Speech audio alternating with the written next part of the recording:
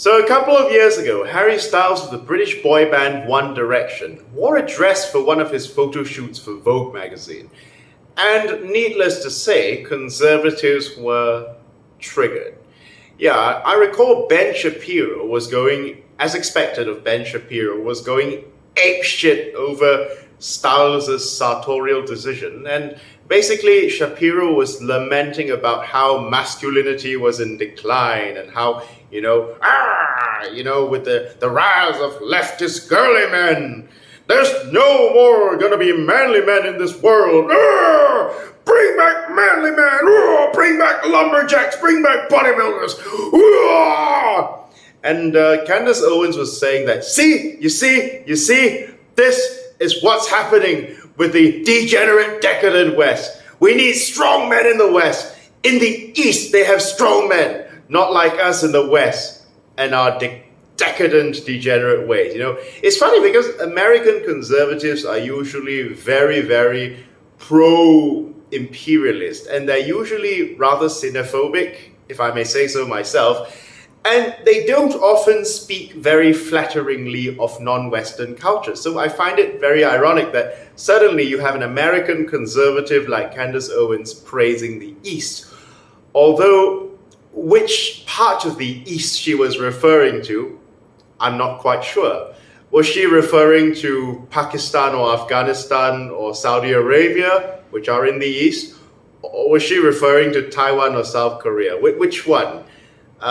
Judging by the track record of the Republicans, judging by their history, I'm inclined to think she was referring to the former rather than the latter. But if you look at the vitriolic apeshit reaction of some conservative men when they see a man who is even slightly deviating from their rigid, arbitrary rules of masculinity, it's kind of ironic because, we are supposed to be the soft, effete little girly men. We men on the left are supposed to be the ones who cannot accept people's opinions and are always getting triggered by every little irritation, while the guys on the right are supposed to be the big, strong, stoic, manly men who stand like a pole of bamboo that cannot be shaken or stirred, while guys on the left are supposed to be like milksops. But, just put a guy in a pair of ballet flats and a tutu in front of one of these big, strong macho men and see just how easily they break down like, masculinity is going to the dogs. Bring back lumberjacks. Bring back manly men. Yeah, it's kind of funny to see how easily triggered conservative men are, But when you see the vitriolic apeshit reaction of some of these tradcon right-wing macho men, when they see a man who deviates from their rigid, arbitrary set of bro rules, it's kind of ironic because we on the left are supposed to be the snowflakes, the ones who are easily triggered, the sissy little milksops who apparently can't accept different opinions and different arguments, while right-wing men are supposed to be these big, strong, stoic macho men, like a pole of bamboo that can neither be shaken nor stirred. And yet, at the same time, you put a man in a pair of heels and a tutu in front of any of these big, strong, right-wing macho men like Ben Shapiro, and you see just how easily triggered they get, It's kind of hilarious in a way, in a sense, because they're the ones who are always preaching stoicism, manliness, and they're always calling people on the left like snowflakes and overly sensitive little milksops. So I'm going to show you a picture of a lady, a nice, elegant-looking office lady in cap sleeves and a nice, modest, knee-length dress. Something that conservatives would approve of, right? Not like the dirty, disease-ridden sluts on Slut Walk who basically have spread their legs for Chad Chong, Ahmed, Tyrone, Juan, and Tito. A nice, modest, decently dressed office lady that will not trigger conservatives, right? I'm sure somebody like Ben Shapiro would not be triggered by the pip on the right. Am I correct? Yeah. In this day and age in Western society, bare arms and bare knees on women are accepted, as long as not too much cleavage is shown. Even conservative men, most of them, as long as they're not crazy religious fundamentalists, will agree that it's okay for women to show a little bit of arm and a little bit of leg, right? Of course, when it comes to men, they have a slightly ambivalent relationship with skin show. For example, they don't mind men showing skin when they're doing asexual things like playing sports or going for a run or swimming at the beach. But when it comes to men showing skin in non-athletic contexts, conservative men can be just as apeshit as Muslim fundamentalist men are when it comes to bare flesh on women, right? When conservative men in the West. But the point is, if Ben Shapiro had been born 150 years ago and he were 30 years old 120 years ago, he would have been triggered by this pip on the right just as much. And he would be saying that this lady is indecently dressed and half naked, walking around like a half-naked savage, and tempting my lustful feelings. Just like this painting that was painted by the French painter Sargent in 1884 was extremely controversial in its time. And in fact, people were so angry with him that they started boycotting him, because to paint a lady in a sleeveless gown at the time was considered extremely shocking and inappropriate, right? Because people back then were so prudish in the Victorian times, they were triggered by bare ankles. So if you can imagine, you put yourself into the mindset of a conservative from the Victorian times, can you imagine how shocked a conservative from that time period would feel to see a lady with her arms, shoulders, and cleavage exposed? It would have been construed as softcore pornography, you see. But thankfully, we've come a long way since the Victorian times, and hopefully people are a lot less prudish these days in Western society. Although there still is much to be said when it comes to the male body. The point is, and I've said this again and again and again, masculine and feminine, what each culture regards as masculine and feminine, are constructs that are unique to the culture in itself. What Western culture, and by extension, Western influenced cultures, regard as masculine is largely influenced by an amalgamation of factors, namely the Industrial Revolution, as well as the Great Masculine Renunciation, resulting from the French Revolution, as well as the shift in values in the late 18th and mid 19th centuries.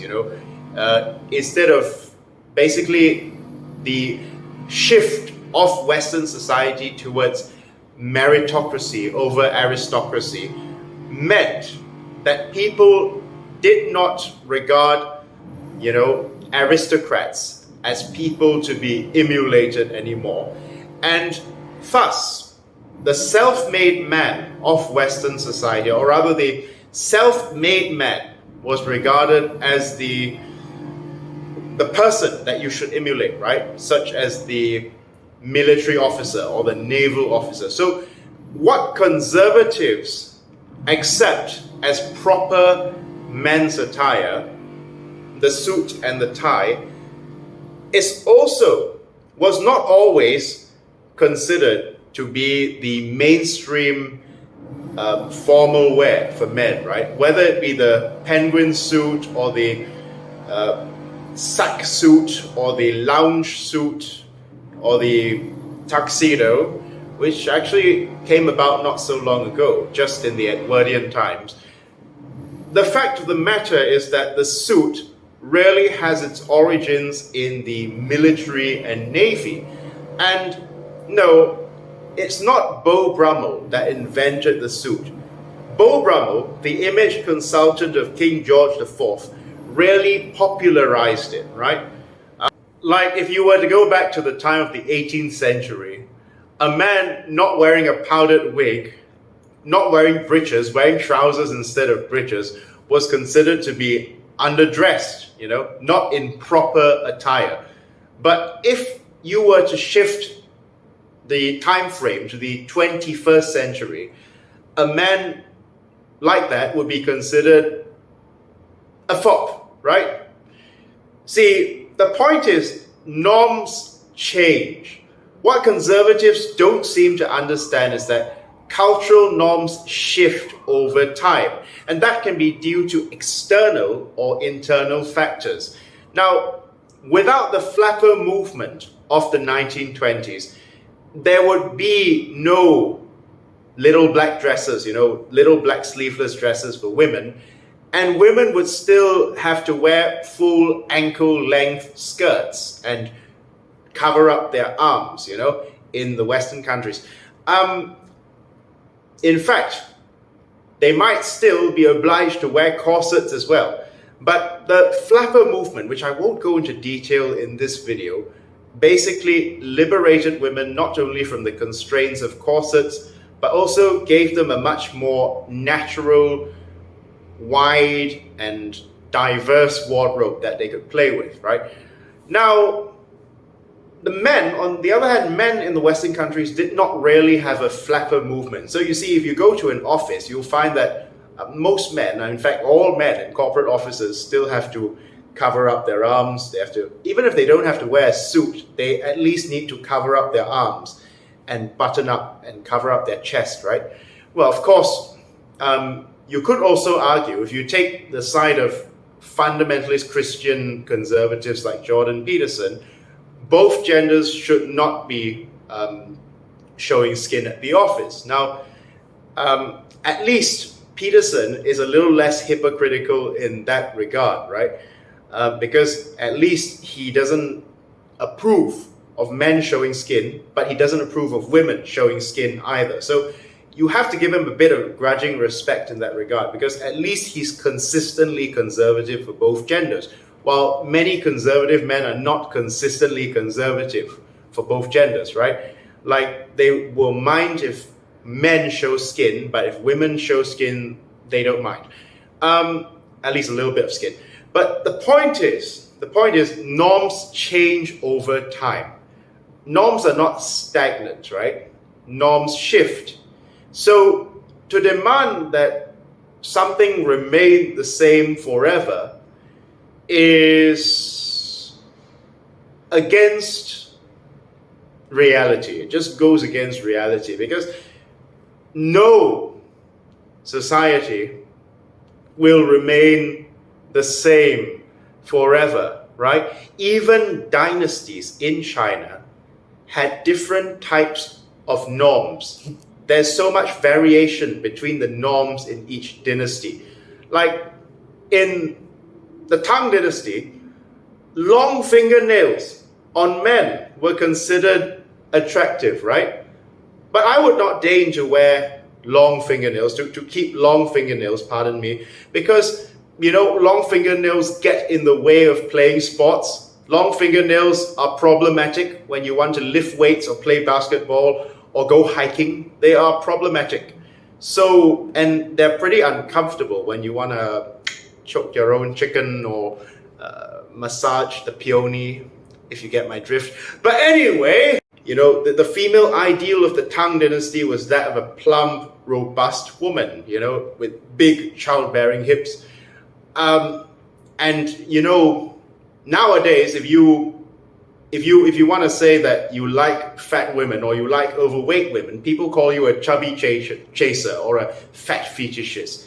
But that really was the ideal in the Tang dynasty and many other Chinese dynasties, because a thin woman, you see, at the time, a thin woman was not seen as being very, very fertile. And if you were fat, that means you came from a wealthy family, right?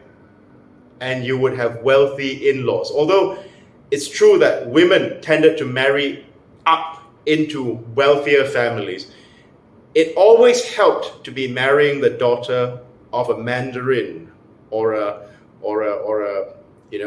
government official, because your life would be a lot easier as well, So the thing is, although status has always been more important for men, your ideas of beauty, they are dependent on the cultural norms that you grew up with, right?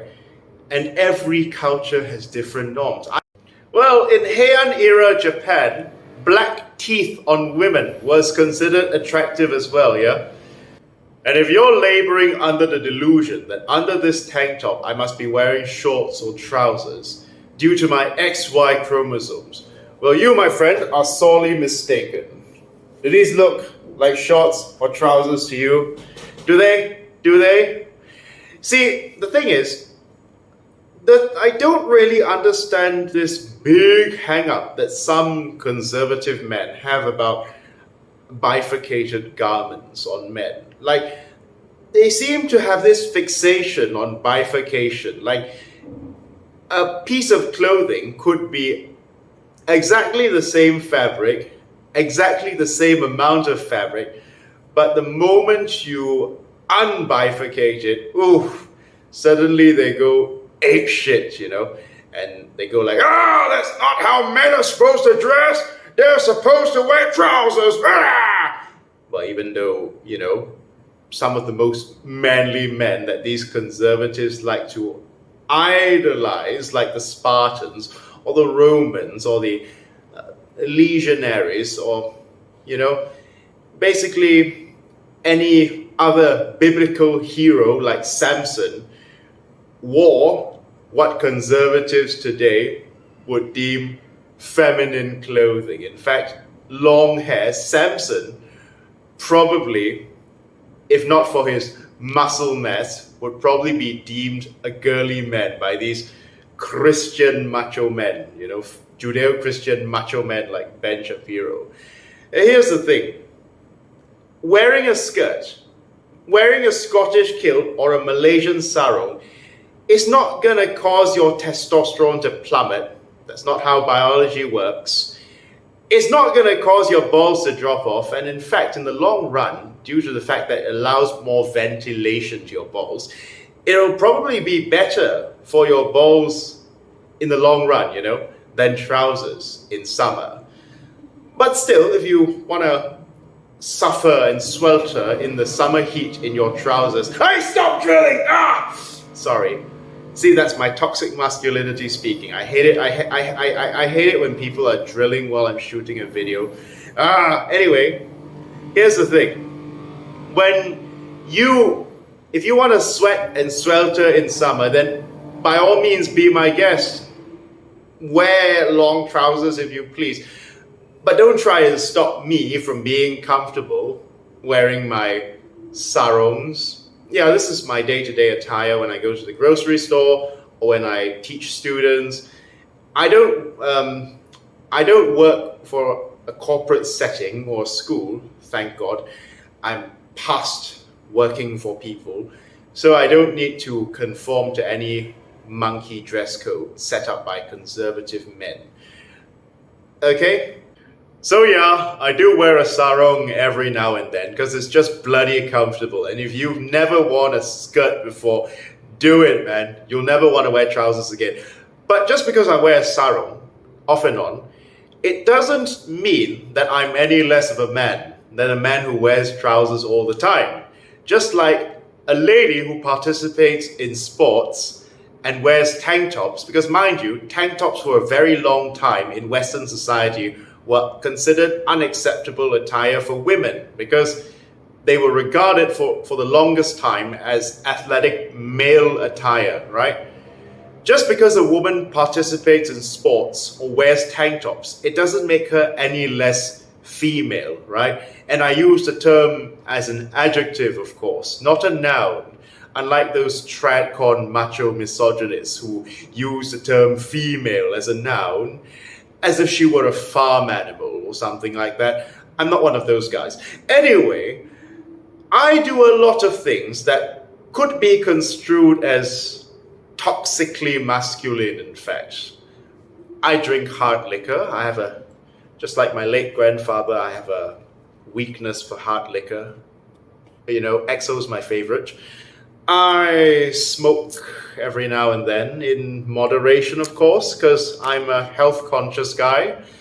And at the same time, I do lift weights, go running, go hiking, do things which are traditionally, at least in contemporary society, considered more popular with men. So I'm as much of a boy's boy or a man's man as any other fella out there.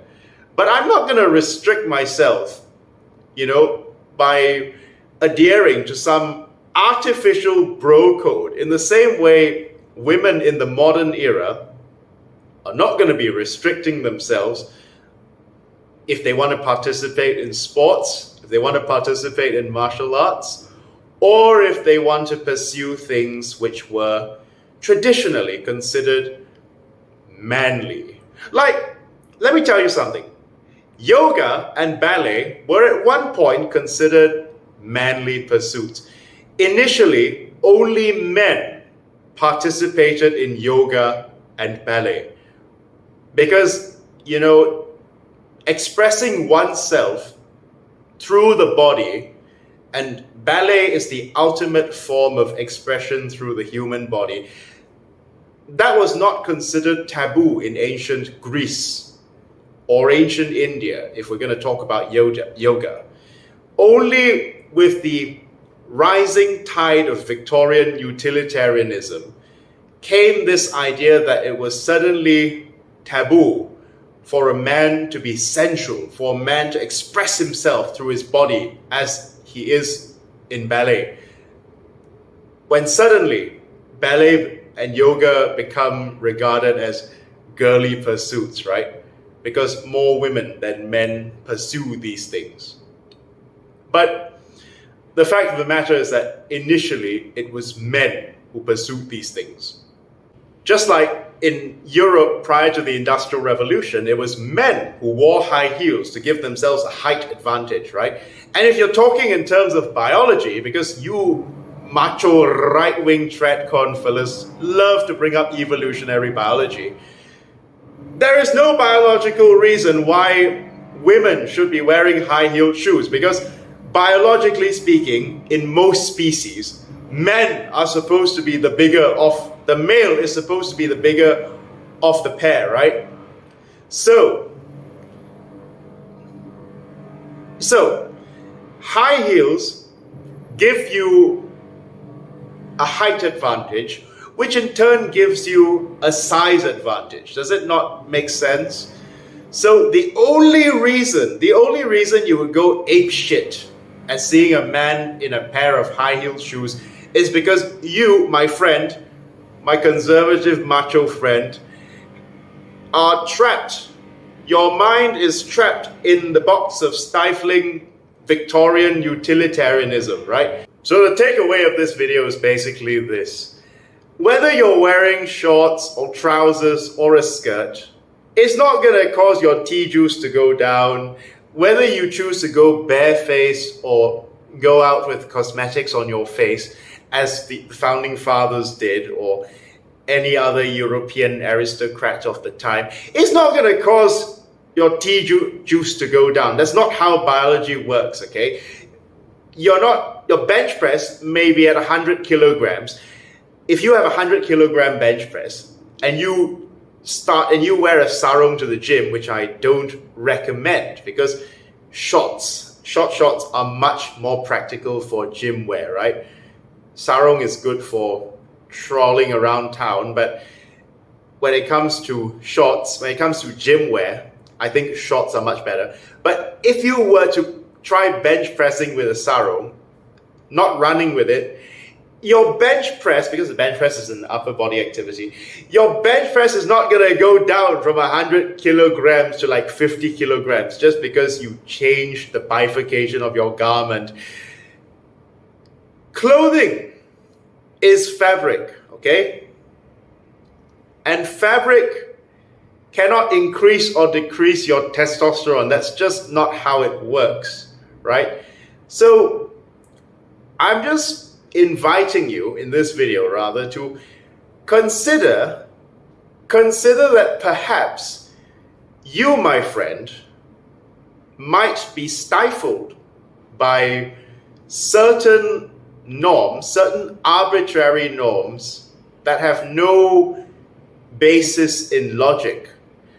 Now, wouldn't it be so much more logical to wear like a sarong, some kind of skirt to the office if you could? Wouldn't it be so much more comfortable to wear a sleeveless shirt, a sleeveless button shirt in summer to the office if you could? Set aside your ideology for a moment. I know ideologically speaking you're opposed to this because it goes against tradition, right? And think in terms of pragmatism. Don't you think it would be a lot more practical to wear a sleeveless button shirt to the office rather than a long sleeve shirt, if not a full suit, in summer? And don't you think that more open-minded, liberal-minded young men would be opting for these things if they were acceptable in the office, just like liberal-minded young women are showing more skin in the office these days, because we don't live in prudish Victorian times anymore. So the point is that, yeah, progress is inevitable, okay? There's nothing you can do about it. It happens whether you like it or not. But just because you want to live a traditional lifestyle, and I use the term in inverted commas, it doesn't mean that anyone's going to stop you from living a traditional lifestyle. If you want to wear a suit and tie and long trousers in summer, be my freaking guest for all that, Matt, for all I care, okay? You do you. I don't care. I don't care what you wear, okay? If you want to dress up like a Victorian gentleman in summer, yeah, go ahead. But the fact of the matter is that progress is happening. Progress will happen, whether you like it or not. It may be slower for men because men are generally more conservative than women, right? But over time, men's clothing will become a lot more varied and a lot more interesting. And there's nothing the old guard can do about it. The guardians of tradition can really do about it. Just like the guardians of tradition could not do anything about the flapper movement. In the end, the flappers still won the flapper movement. And in the end, women are now free to show some arm and some leg in official capacities, right? So eventually, it will be more acceptable for men to show more skin in Western society, at least in a non-athletic context, right? That may come. That will come. It's not going to come anytime soon. And it's not necessarily done because men want to sexualize themselves. It's done because it's a lot more bloody comfortable, just like the flappers in, making sleeveless dresses acceptable. They were not doing it to seduce men. They were doing it in order to make themselves more comfortable, just like giving up the corsets. That was a good thing. So what are men waiting for? So yeah, I think I'm just going to end this video here. And my last message, I suppose, to these tradcon macho men who are going about policing other men's masculinity is this: calm your bloody tits! Okay, calm your tits! The world's not going to come to an end just because another man decides to deviate from your rigid set of bro rules. Chill. Be stoic. Don't need to get so triggered over every little thing. Okay? Thank you.